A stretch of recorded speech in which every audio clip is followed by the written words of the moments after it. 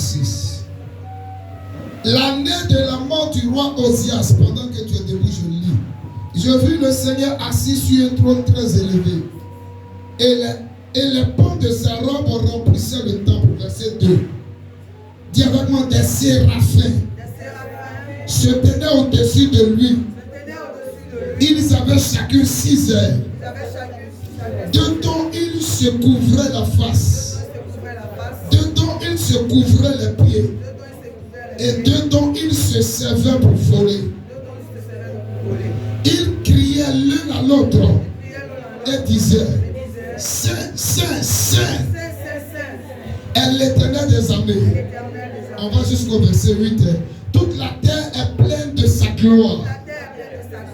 Les soubassements des seuils frémissaient à la voix de celui qui criait. Et la maison se remplit de fumée. La maison se remplit de fumée. Alors je dis, malheur à moi, je suis perdu, car je suis un homme dont les lèvres sont impures. J'habite au milieu d'un peuple dont les lèvres sont impures. Et mes yeux ont vu le roi, l'Éternel des armées. Mais l'un des séraphins vola vers moi, tenant à la main une braise qu'il avait prise sur l'autel avec des pincettes. Il en toucha ma bouche et dit, ceci a touché tes lèvres, ta faute est enlevée et ton péché est expié. J'entendis la voix du Seigneur disant, qui enverrai-je et qui marchera pour nous? Je répondis, me voici, envoie-moi. Est-ce que quelqu'un peut faire peut donner cette réponse à l'Éternel? Me voici, envoie-moi. Parle au Seigneur, parle au Seigneur. Prie pour la parole. Shabayana wala bere gede wele foro oloda. Abayana wele foro waraba. Rabayana wele bolo horo gam shada erida. Sabayana wele bolo horo gam sataha. Abayana wele bolo horo gam. Abayana wele bolo horo gam sata alaga. Dans le nom de Jésus. Parle-nous, Saint-Esprit. Merci, Papa. Amen. Tu peux te rasseoir. S'il te plaît. Acclame le Seigneur.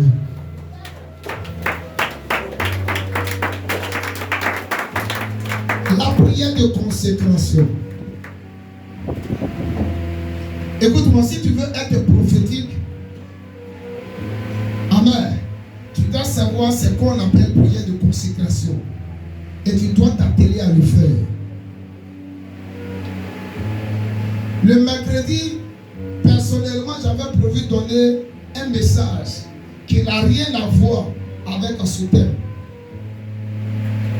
Hier samedi, mon père spirituel, l'apôtre Samuel Josué, m'a balancé un message. J'ai dit, bon, quand mon père spirituel m'a balancé ce message, c'est qu'aujourd'hui, dimanche là, c'est le message qui m'a balancé là, il m'a envoyé. Je vais prêcher. Amen. Mais pendant la nuit, pendant que je cherchais Dieu, le Seigneur me conduit. Amen. Sur ce thème, la prière de consécration. Alléluia. Je suis obligé de faire quoi? D'obéir. Dois-je obéir à un homme ou dois-je obéir à Dieu? Je préfère obéir à qui? À Dieu. Amen.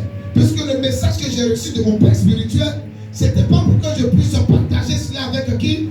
Avec l'église. Quelqu'un me suit? La prière de consécration. Voici le programme que moi j'ai arrêté.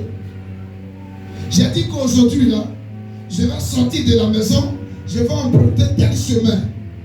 Amen. Voici les personnes, après avoir travaillé, les personnes à qui je dois rendre visite. Mais tu pries avant de sortir. Et dans ton cœur, tu ressens que tu dois changer de chemin. Amen. Tu te lèves. Tu n'écoutes pas la voix de l'esprit. Tu décides de suivre Le chemin que toi-même tu avais prémédité, il y a un malheur qui s'abat. Et tu te poses des questions. Pourquoi j'ai prié ce matin et puis ce malheur m'est arrivé? Mais est-ce que tu as écouté la voix de Dieu? Celui qui est habitué à faire la prière de consécration, amen, sa vie ne dépend plus de lui. Ses mouvements ne dépendent plus de lui. Alléluia. Tout ce qu'il a ne dépend plus de lui. C'est quoi la prière de consécration? C'est un acte par lequel une personne, une chose ou un lieu est déclaré sacré et dédié au service de Dieu. C'est un acte par lequel une personne, une chose ou un lieu est déclaré sacré et dédié au service de Dieu. Je poursuis.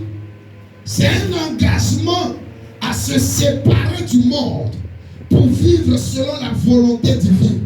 J'aime plus cette deuxième définition. Amen. C'est un engagement à se séparer du monde pour vivre selon la volonté divine. Quelqu'un me suit? Dis avec moi, c'est un engagement à se séparer du monde.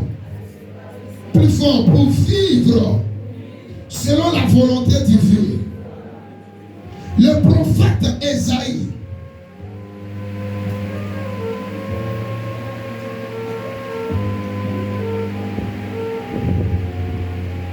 dans son livre chapitre 6, le verset 1, va vivre une expérience spéciale avec le Seigneur.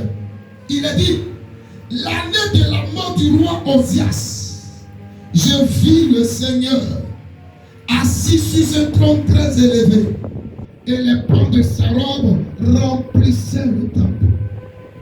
Osias était un roi juif qui a passé plus de 50 ans à la tête du royaume de Juda. Vers la fin de sa vie, au lieu de se concentrer sur sa fonction royale, il a décidé de faire quoi? De devenir sacrificateur.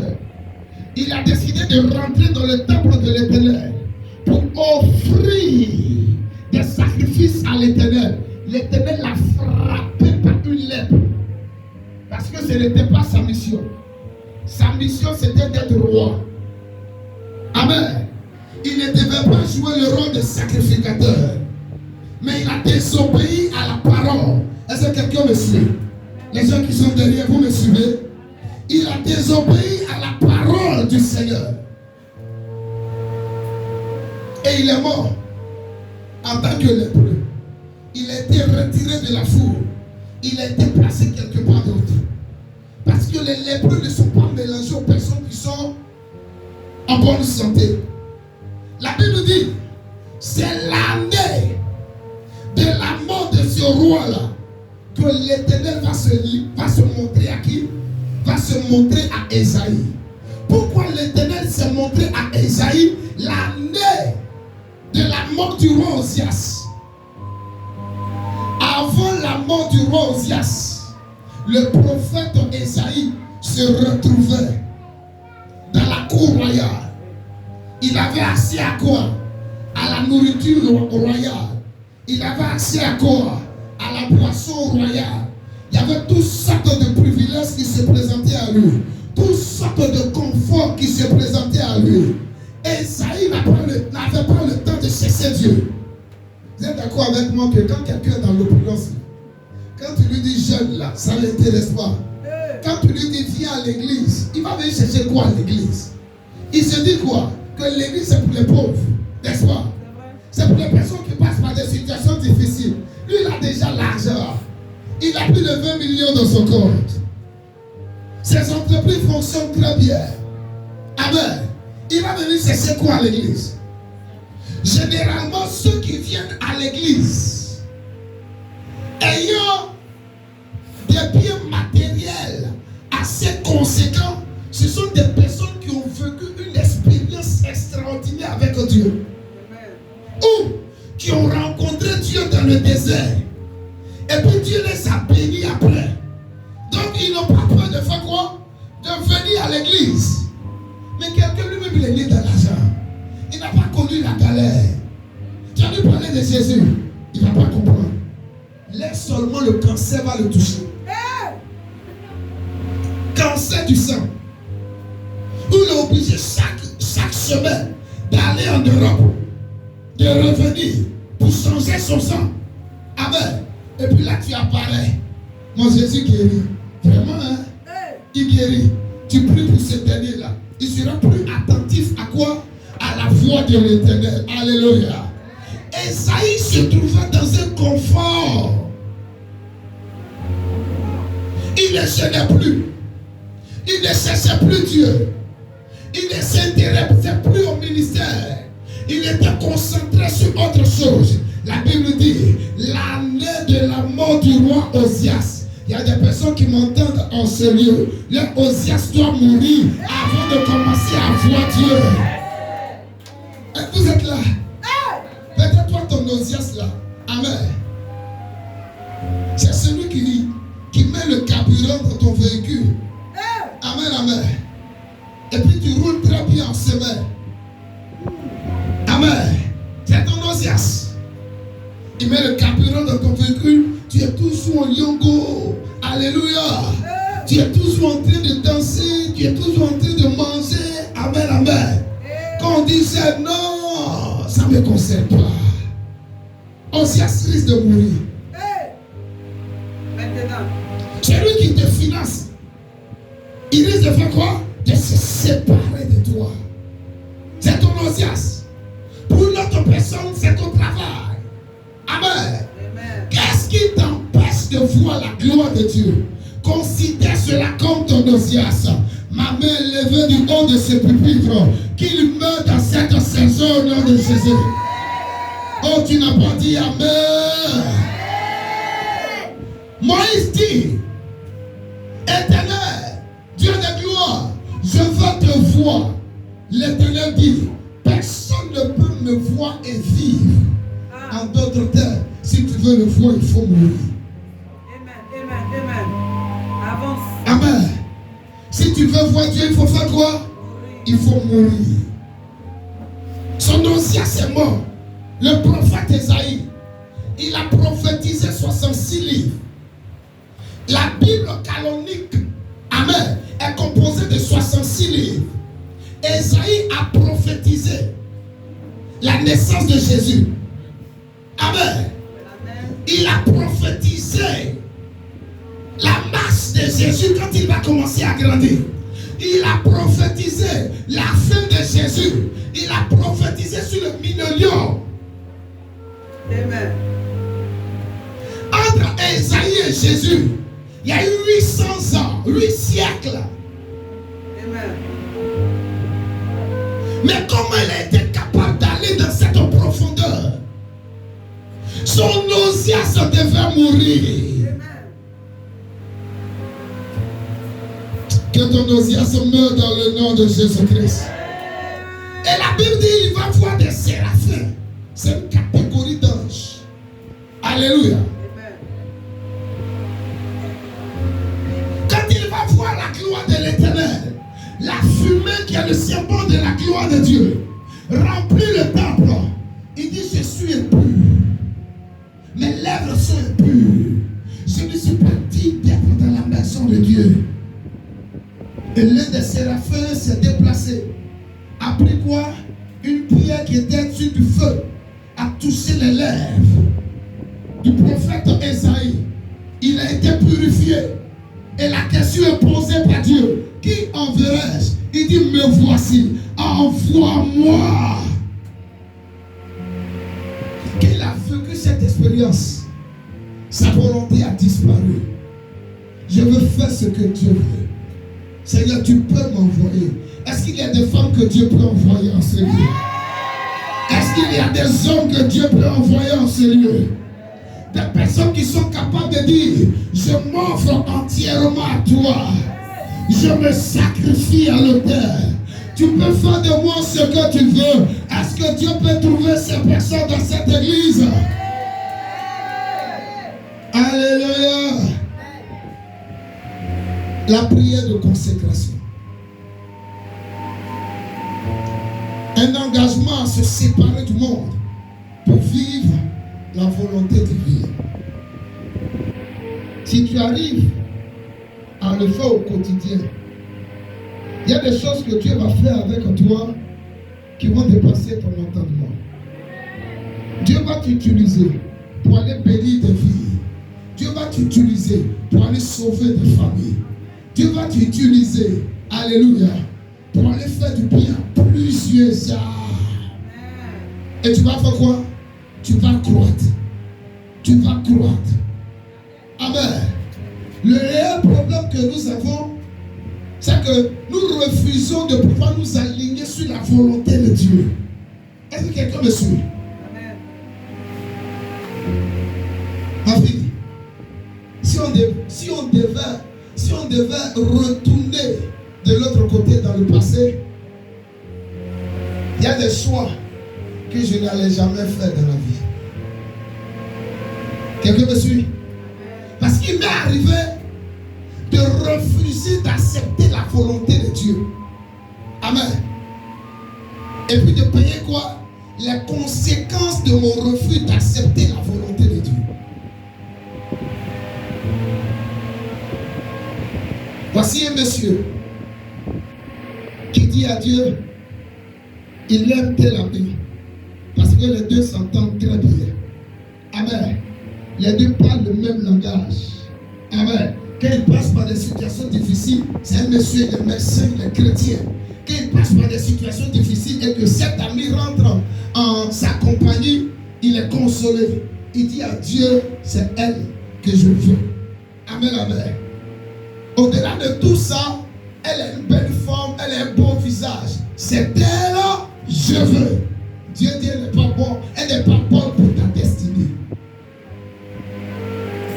Regarde, l'autre. Et puis tu lui présentes une seule.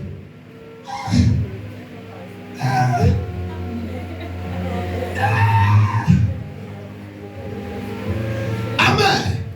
Il insiste, Dieu lui montre le visage de la personne. Il insiste, Dieu lui montre le visage de l'autre soeur. Pour finir, il dit, ok, il a compris ta volonté.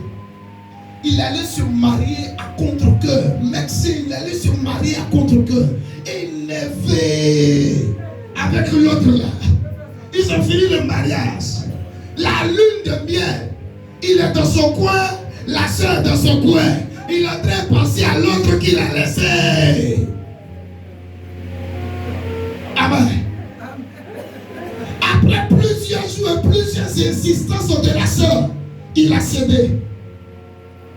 Mais malgré ça, ils marchent ensemble au quartier, ils se voient. Ils font des choses ensemble, mais son cœur est toujours sur l'autre là. 7 années après le mariage, l'autre est morte. Elle est morte des suites d'un accident terrible. Et puis le Seigneur commence à lui parler. Au fait, c'est parce qu'elle devait mourir 7 années après votre mariage là, que j'ai voulu que tu ne puisses pas te marier avec elle. Sinon tu allais être veuve 7 ans après ton mariage. C'est là qu'elle va commencer à demander pardon à Dieu. Seigneur, pardonne-moi. Seigneur, pardonne-moi. Il y a des gens en ce lieu qui n'aiment pas faire la prière de consécration. Parce que si je lui demande sa volonté, il va me donner un garçon que moi-même je n'aime pas. Hey! Hey! Vous qui êtes dans les relations là-haut, est-ce que vous avez interrogé Dieu? Vous avez jamais prié?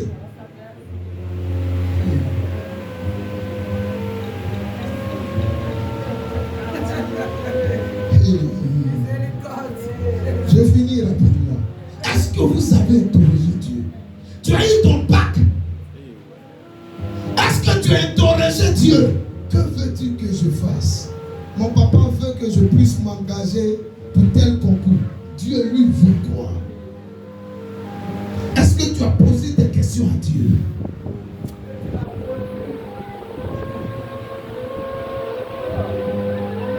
Amen. Quelqu'un me suit? Même pour appartenir à une église, est-ce que tu interrogeais Dieu? Seigneur, est-ce que c'est dans cette église que je dois aller? Il dit quoi? Je vous donnerai des péchés selon mon cœur. Ils vous prêteront avec sagesse et intelligence. J'ai aimé Jésus. Dans le livre de Matthieu chapitre 26, le verset 38 jusqu'au verset 45, il dit à son papa, moi je ne veux pas aller à la croix. Je ne veux pas mourir pour ces pécheurs. Mais si c'est ta volonté que cela puisse s'accomplir, c'est ça la prière de consécration. La prière de consécration t'amène à dire quoi? Seigneur, je me livre à ta volonté. Même si je ne veux pas, j'accepte de faire ta volonté. Même si je ne veux pas aller donner la parole de Dieu concernant telle personne qui vit mal. Amen. J'accepte ta volonté. Et plus tu vas accepter de faire la volonté de Dieu, plus Dieu va t'utiliser pour bénir plusieurs vies. Mais quand tu vas te rétracter, c'est que moi je ne peux pas me parler à lui là. Déjà, quand il vient à l'église, il ne me salue même pas. Il lui dit, ainsi parle l'Éternel. Faut choisir une autre personne, Seigneur. Est-ce qu'il t'a demandé, tu parles avec elle ou pas? Si toi-même on ouvre ton cœur, les personnes avec qui tu ne parles pas, dans ta famille au quartier, est-ce qu'on peut les compter? Est-ce qu'on peut les compter? La prière de consécration. Non pas ma volonté. Non pas ma volonté, mais ta volonté. Ta. Plus fort. Ta. Oh, je sais que vous allez vous fâcher, mais je préfère vous dire ça. En fait, quand tu ne cherches pas la volonté de Dieu, je t'assure, quand demain tu te retrouves dans le foyer là, c'est là que tu vas comprendre pourquoi tu n'as pas cessé la volonté de Dieu. Tu as commencé à regretter. Qui m'a dit de me mettre avec lui là? Les témoignages sont légion. Je suis pasteur. Hein? Je regrette. Le premier jour, j'ai dit oui. Et puis je me suis engagé avec lui. Oh, quand tu arrives à ce niveau-là, amen, tu ne peux plus faire quoi? Tu ne peux plus rentrer encore dans le passé. Tu es obligé de faire quoi? De supporter. Quand tu viens me voir, supporte mon fils. Supporte ma fille. Amen. Il faut t'attendre me dire ça. Tu entends ça de ma bouche. Toi qui as choisi ton mari sans consulter Dieu là. Tu entends ça de ma bouche. Vivons longtemps seulement. Vivons longtemps. Dis Amen. Amen à la longévité. Dis le plus fort. Je te regarde. Continue de sauter. Continue de courir. Vivons longtemps. Quand tu vas venir me voir, la seule elle me fatigue. Je veux divorcer. Fils, supporte. Le frère, il me fatigue. Je veux divorcer. Ma fille, supporte. Supporte. Et il y a des chrétiens qui se sont retrouvés être assassins dans le foyer. Seigneur, élimine-la. Fais-la partir. Fais-la partir. J'ai fait un mauvais choix. Pendant que tu dis ça, Dieu change ça en paix dans sa vie. Il dit, vous avez médité de me faire du mal. Mais l'Éternel a transformé en... Hey! Consultez Dieu pour tout. Je vous en prie, consultez Dieu pour tout. Même pour le travail. J'ai regardé un jour un film qui m'a édifié. Une famille nigériane qui passait par des situation difficile qui est venue à l'église. Prière sur prière, prière sur prière. Tu as débloqué les situations dans la vie de cette famille. Les portes des États-Unis d'Amérique se sont ouvertes dans la vie de la famille. Quand ils sont arrivés aux États-Unis, monsieur, sa femme et puis ses 2 enfants, ils vont chercher le travail. Dieu va faire grâce. 3 propositions de travail vont se présenter à eux. 1, où le salaire c'est $70,000 par mois. Le deuxième, c'est un salaire de $90,000 par mois. Et le troisième travail, c'est un salaire de $120,000 par mois. Sa femme lui dit, il ne faut pas encore prier. Ne cherchons pas loin, allons dans $120,000. On a trop galéré au Nigeria. Femme, est-ce qu'on a fait dans ça? Alléluia. Alléluia. On a trop galéré au Nigeria. Le monsieur écoutait sa femme. Ils n'ont pas cherché Dieu. Amen. Ils se sont engagés. Or, le patron de la société où il devait payer $120,000 était un mystique. Il est rentré sur la grâce de Dieu qui reposait sur sa vie. On l'a vite fait monter. Après, ils sont allés faire des affaires au Brésil. Là-bas, ils ont fait glisser une femme de l'entreprise au père, taillée, raffinée, dans sa chambre d'hôtel. Il a couché elle. Elle était dans la secte. Quand ils sont revenus aux États-Unis, le patron maintenant rentre dans le bureau du monsieur chrétien. On a une secte là. On aimerait que tu puisses intégrer officiellement notre secte mystique. Il dit non, moi je suis chrétien. Je ne peux pas. C'est là son patron a commencé à rire. Tu es chrétien toi? Tu es chrétien? Est-ce que tu sais avec qui tu as couché? Elle est dans notre secte. On a recueilli ton sang. Tu le veux ou tu ne veux pas, tu es avec nous. Ses enfants ont commencé à s'adonner aux boîtes de nuit, à la vie de perversion. Sa femme également a commencé à vivre mal. Tout simplement parce qu'ils n'ont pas recherché la volonté de Dieu. Ils n'ont pas consulté Dieu pour le moindre détail. Ce qui a fait que là, David a été considéré comme l'homme selon le cœur de Dieu.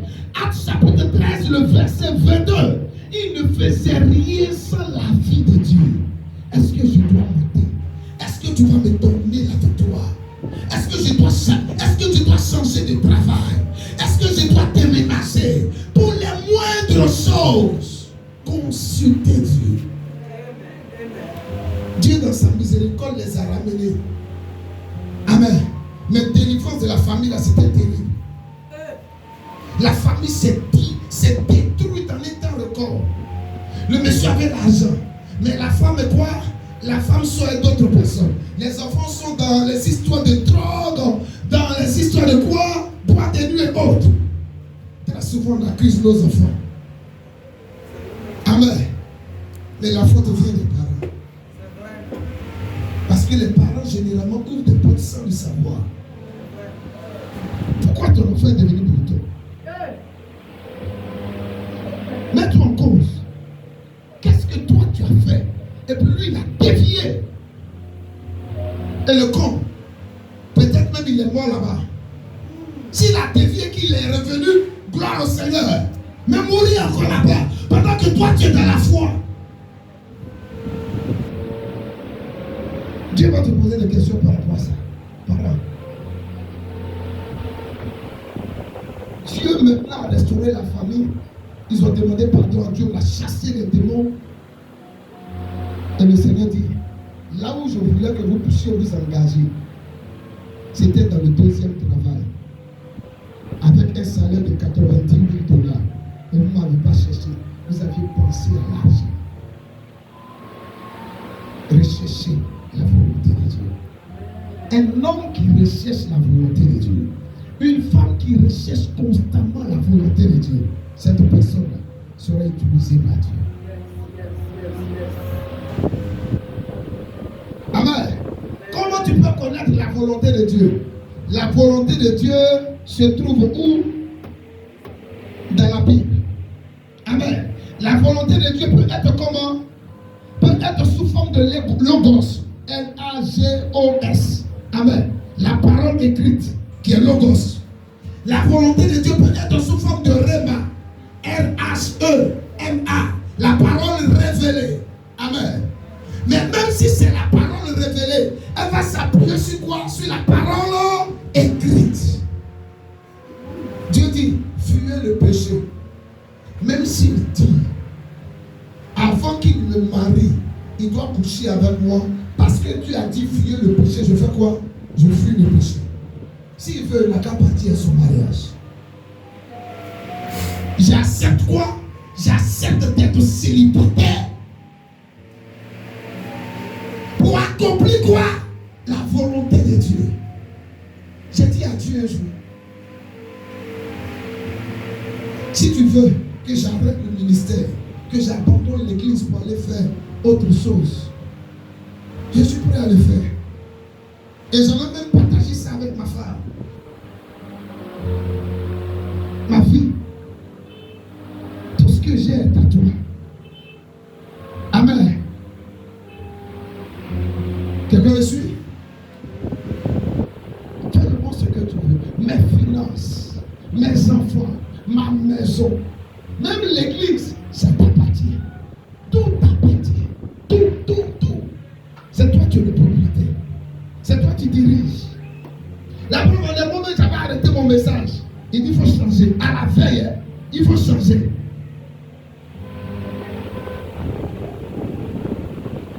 Il faut changer. Amen.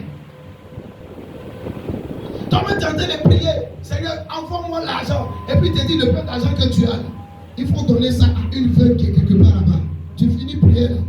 Et puis, tu appelles la veuve. Bon, je te fais un dépôt. Hein. Oh, que Dieu te bénisse. Elle ne sait pas que toi-même, tu es en train de passer par des situations difficiles.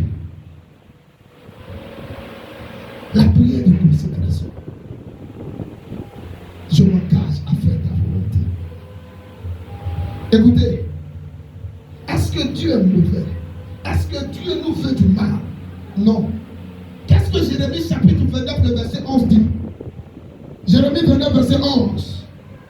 Les projets que j'ai formulés pour toi sont des projets de paix et non de malheur, afin de te donner un avenir et de l'espérance. Lui, il connaît les projets qu'il a formulés pour toi. Ce sont des projets de paix et non de malheur. Toi, tu ne connais pas ce qui est bon pour toi. C'est pourquoi il te dit, passe ici. Il ne faut pas te lier à cette personne. Reste ici, ne bouge pas. Papa, tout le monde est en train de bouger. Ma fille ne bouge pas. Tu n'es pas tout le monde. Amen. Mais tu ne l'écoutes pas. Tu bouges. Tu bouges. Frère, Dieu peut vous dire quelque chose aujourd'hui. Si vous n'obéissez pas à sa voix, vous risquez de ne même plus entendre sa voix pendant près de 13 ans. Demandez à Abraham. Quand il allait avec Agar. Amen. Pendant 13 ans, Dieu ne lui a plus parlé. Entre 86 ans et puis 99 ans, Dieu ne lui a plus parlé. 13 ans. Quelqu'un qui entendait la voix de Dieu. Parce qu'il allait toucher à qui Agar. Ismaël est sorti. Aujourd'hui, on a le peuple musulman. D'accord, ça, on a des problèmes. On a des faux. Le nord est toujours opposé à quoi? Au sud. La religion qu'il y a au nord, c'est pas la religion qu'il y a au sud. Et ça quoi qui? Ça quoi d'Abraham? S'il avait écouté. Mais toi tu as fait les erreurs d'Abraham. Amen. Demain dans la famille, il y aura 2 camps. À quoi est tes erreurs? Quelqu'un me suit? Dieu veut notre bien. Dieu veut notre bien. Lisons ce dernier verset puis je laisse. Jean 17, verset 10. En Jean chapitre 17, Jésus a fait la prière de consécration là-bas. D'autres disent c'est la prière sacerdotale. On l'appelle également prière de consécration. Jean 17, verset 10. Quelqu'un a trouvé? Lis ça pour moi rapidement. Tiens-toi debout s'il te plaît. Oui, lis. Jean 17, verset 10. Et tout ce qui est à moi, parle bien. Et tout ce qui est à moi est à toi. Et ce qui est à toi est à moi. Et regarde la prière que Jésus adresse. Il dit tout ce qui est à moi là. C'est à qui? t'appartient, papa, je sais aussi que tout ce qui est à toi m'appartient. Regarde le niveau spirituel de Jésus. Il était sur la terre, merci. Toi, tu peux dire ça. Mon compte bancaire, ça t'appartient. Tu peux dire ça. Mes comptes mobile money t'appartient. Toi, tu peux dire ça. Tu peux dire ça. Amen. En fait, quand tu es prêt ou prête à parler ici, tu es prêt à faire quoi? À te donner aussi ses richesses. C'est pas en vain. Dieu l'a élevé au-dessus de tout. C'est pas en vain. Amen. Il occupe une position très élevée. Parce qu'il a appris à faire quoi? À donner à Dieu tout ce qu'il avait, sa vie. Ma vie ne m'appartient pas. Ça t'appartient. Tout ce que j'ai, mes richesses, ne m'appartiennent pas. Ça fait quoi? Ça t'appartient. Parce que je sais que tout ce que toi tu as, ça m'appartient. Mais il y a d'autres qui changent ça. Ils commencent par dire, je sais que tout ce que toi tu as là, ça m'appartient. Ils mettent ça en première position d'abord. C'est pas comme ça que Jésus a commencé. Il a mis lui d'abord ses pieds en première position. La prière de consécration. Est-ce que tu peux trouver des hommes consacrés à lui? Amen. Quand tu es un homme consacré, les sorciers ne peuvent pas faire un certain nombre de choses avec toi. Alléluia. Quand tu es une femme consacrée, il y a certains malheurs qui ne vont pas s'abattre sur ta maison. Dieu cherche. Est-ce que Dieu peut trouver ces personnes dans cette église? Votre main n'est pas montée. Est-ce que tu veux être prophétique? Tu veux que Dieu t'utilise? Face de toi, quelqu'un de très important dans la vie de plusieurs personnes. Alléluia. Décide d'être comment? Une personne consacrée. Et une personne consacrée n'a pas peur de faire des prières de consécration chaque jour. Papa, accomplis ta volonté dans ma vie. Papa, je te donne tout. Papa, je soumets ma volonté à ta volonté. C'est vrai que je ne veux pas aller là-bas. Mais si telle est ta volonté, j'accepte d'y aller. Amen.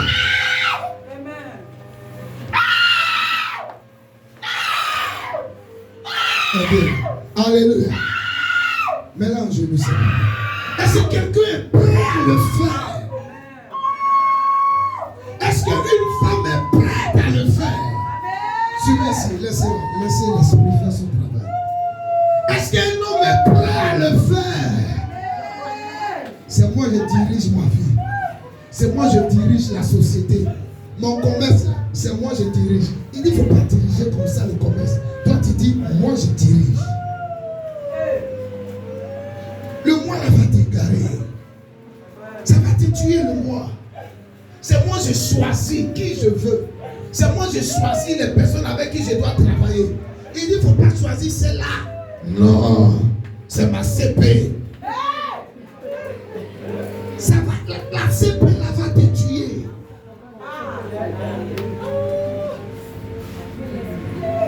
Hey, tiens-toi debout. Je vous ai promis de ne pas être long. Acclame le Seigneur Jésus pour la parole.